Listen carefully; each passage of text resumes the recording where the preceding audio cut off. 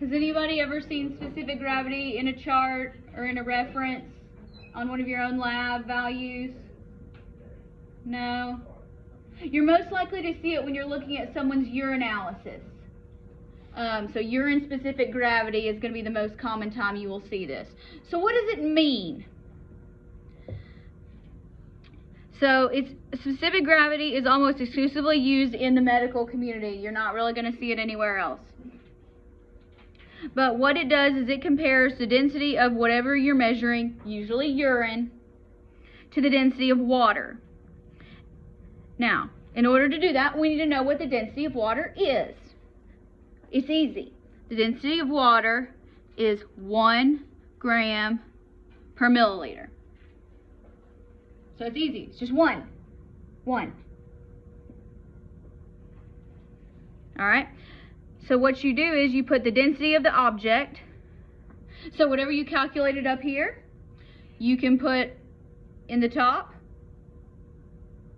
divide it by the density of water. And so whatever you calculated, look, the units cancel out. So when you see specific gravity, it has no units because grams per milliliter cancels grams per milliliter. They go away. That's why the medical community likes it. So let's kind of think about what the actual numbers mean. So if something had a specific gravity that was 2, how does that compare with the density of water? Is it more dense than water or is it less dense than water? More, because 2 is bigger than 1, right? Yeah. Don't make this hard. It's not meant to be that hard. Okay, so if it's 2, that means it's 2 over 1, so it would be 2 times as dense as water.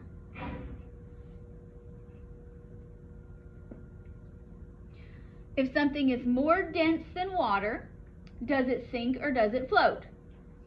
It sinks. Yes, so it's going to sink because it is more dense than water. If you had a specific gravity that was 0.85, would it sink or would it float?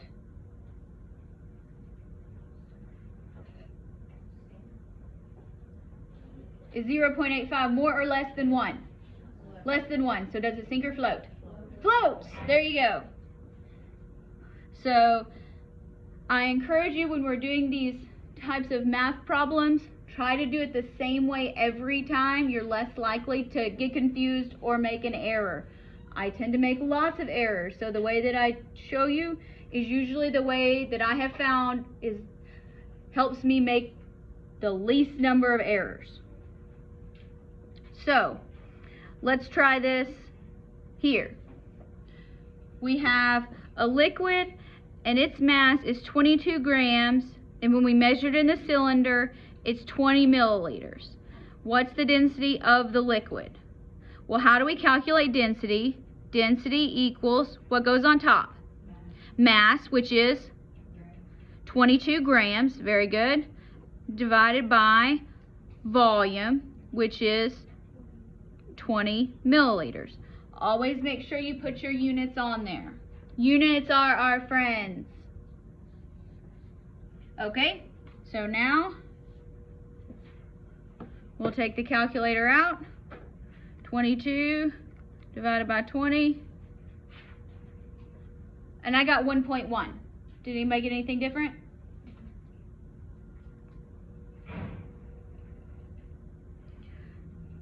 So we have 1.1. Always include the units, grams per milliliter.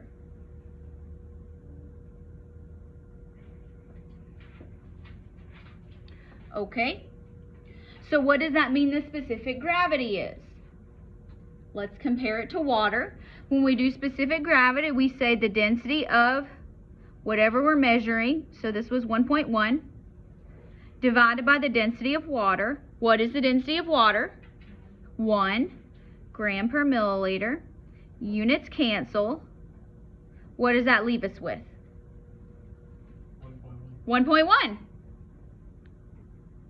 All right. So is this more or less dense than water? More dense. So if it were in a mixture with water, it would sink to the bottom. With me so far? Who thinks this is easy? Yay! I love it. All right, turn the page. All right. This page is just vocabulary. A lot of it you've probably heard of before. I'm going to try to put it into a more medical context for you, see where you might see this, make it a little more real. So before we get started, let's talk about a compound. A compound is a chemical combination of 2 or more atoms. So water is 2 hydrogens and 1 oxygen. They are stuck together and they're not coming apart.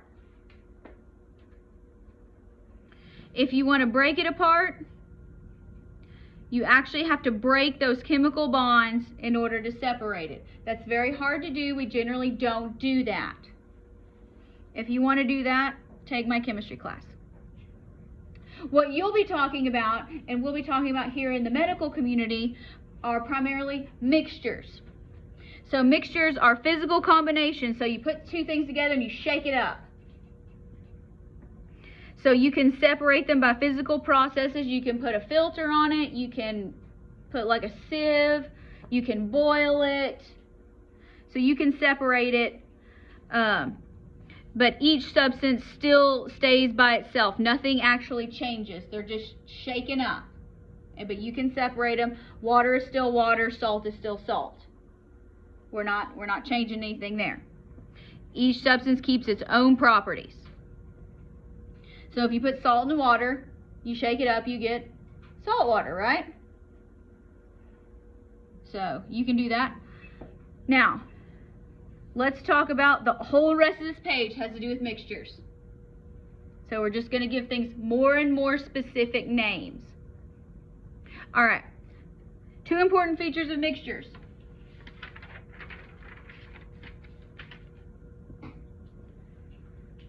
They're not chemically changed.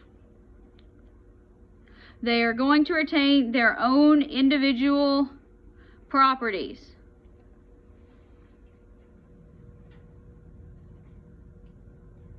Here, we've said this before, substances that are mixed can be separated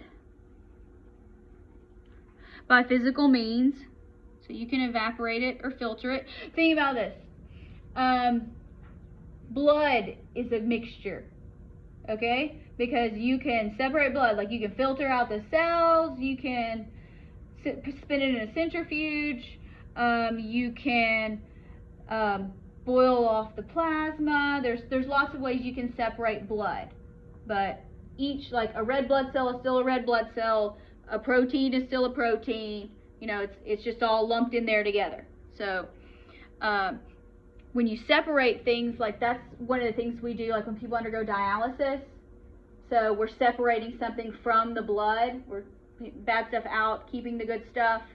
That's kind of how we will be thinking about separating substances in practice. Now our mixtures, they might be heterogeneous. That means the substances are not necessarily uniformly spread. So if you like take a sample from over here and a sample from over here, it's not always going to be the same. Think of like a Caesar salad. Every bite is not the same. It has different amounts of lettuce and dressing and croutons and cheese. So Caesar salad, heterogeneous mixture. Most of the things we'll be talking about in the medical community. Homogeneous mixtures.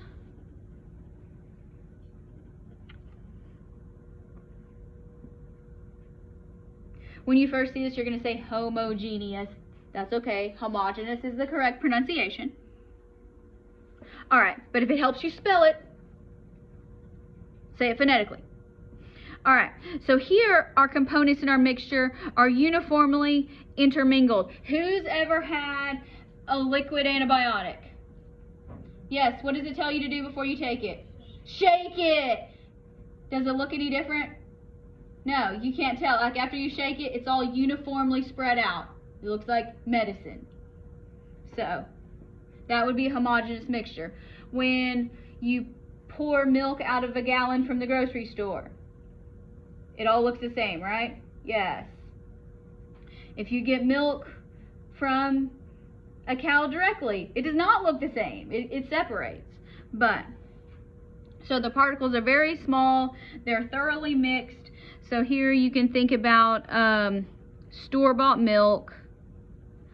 You can think about like a liquid antibiotic. Most of these examples are going to be pharmacy examples because, well, that's what I do. All right. Now, in biology and anatomy, the human body, depending on how old you are, is anywhere from 70 to 90% water. So just about everything in our bodies is going to be in a water sort of solution. So that's what we care about. That's what this is. Aqueous solutions means in water.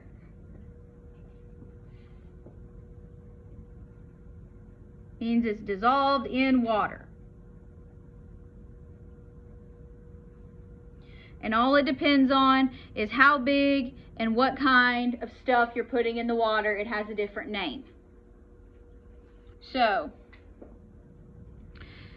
first one, the largest particles are suspensions. These are the ones you have to shake. So liquid amoxicillin that's pink. Pretty much everybody's had that. Seen somebody that's had that. If you look really, really close, you can actually see the little granules. That's why you have to shake it, because it will fall out a little bit. So, but blood would be considered a suspension because the particles are large. This is the official definition, greater than 100 nanometers. There's not a lot of context there, so, but blood, so yeah, we can talk about liquid antibiotics again. All right. The next one that has medium-sized materials, those are called colloids.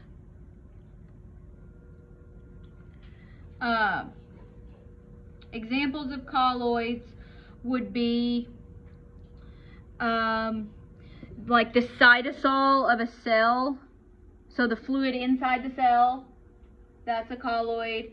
It's just got like some proteins and ions and stuff in it, so they're smaller. What else is there? Homogenized milk would be a colloid. That's milk from the grocery store. Next time you go to drink milk, look at it where it says pasteurized and homogenized. That's what that means.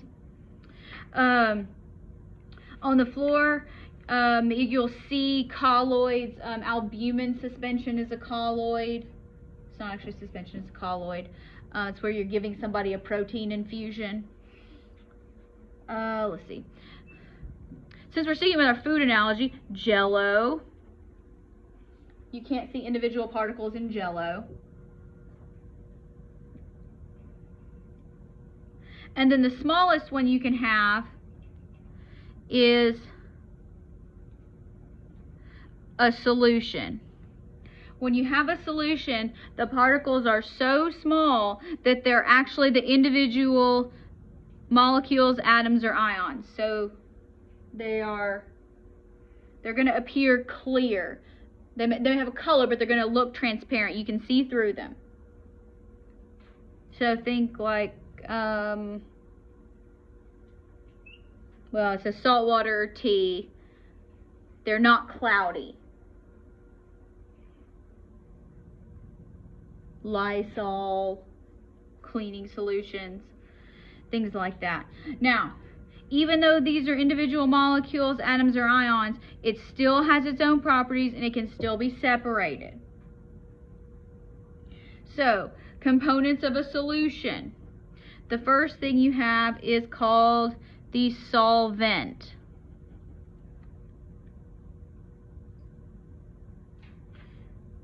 And it's what does the dissolving. It's whatever you have in the largest amount. Here in the human body, it's almost always water.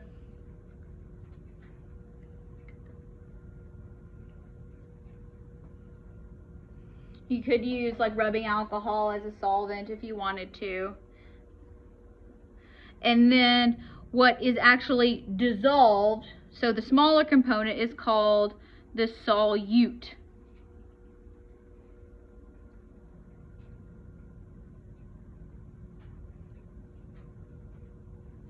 So it's going to be what's present in the smaller amount.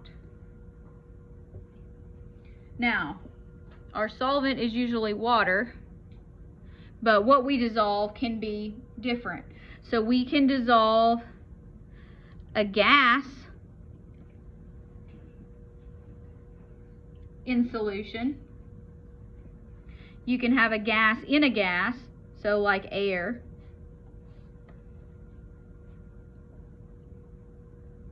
You can have a liquid solvent. And when you do that, you can put a gas, another liquid, or a solid in it. So, good example here. I like caffeine, so I'm a big fan of Coca-Cola. What happens when you open Coca-Cola? Yeah, fizzes. Yeah, because there's gas bubbles that are dissolved in the liquid, and when you open it, they come out. We call that fizz. Alright, or you can have liquids and liquids mixed together. You can put a solid in a liquid, like you can put salt in water. You can also have a solid mixture. And this is two solids that are mixed together. When you have two solids that are mixed together, that are metals, we call them alloys. Not incredibly relevant, but for practical purposes, for example, if you mix copper with zinc, you get brass.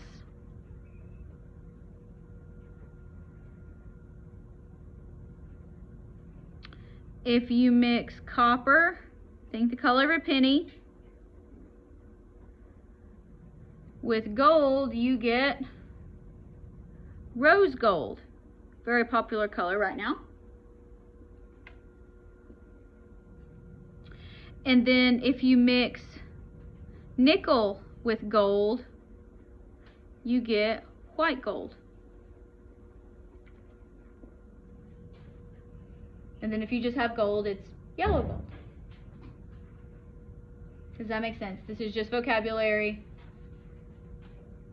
All right, let's turn the page.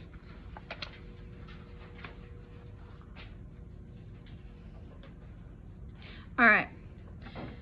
The degree of solubility. This is how much stuff can you put in a given amount of water. So how much solute can go in a given amount of solvent.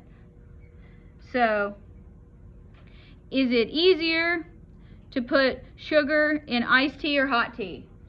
Hot tea. Yes, it is. I agree. So how much we can put into a substance depends on three things. It depends on the chemical nature, how well they're actually going to mix together, do they like each other or not. It depends on the temperature, just like hot tea or iced tea. And it also depends on the pressure.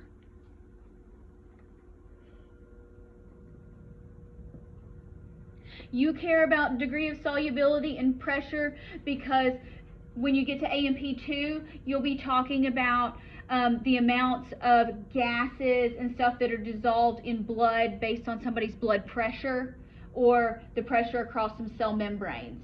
So that's why you care about pressure. Think blood pressure. Next semester. Because everybody's going to pass. Alright. Now, saturated and unsaturated solutions. If you have a saturated solution, that means you can't put any more in it.